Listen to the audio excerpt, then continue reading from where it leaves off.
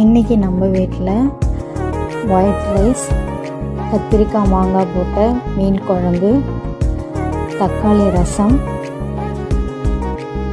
மீன் வறுவல், மீனோட சேனை.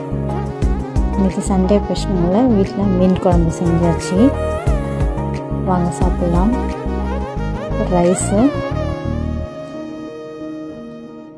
மீன் குழம்பு நல்லா கலக்கி அந்த குழம்பு மீனோட சாப்பிடணும்.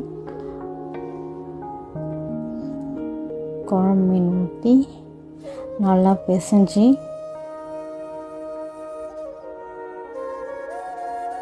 அந்த குழம்பு மீன் ஒரு பீஸு ப்ளஸ் இந்த பிசைஞ்ச சாதம் வச்சு சாப்பிடும்போது டேஸ்ட் உண்மையிலே அவ்வளோ டேஸ்ட்டாக இருந்தது.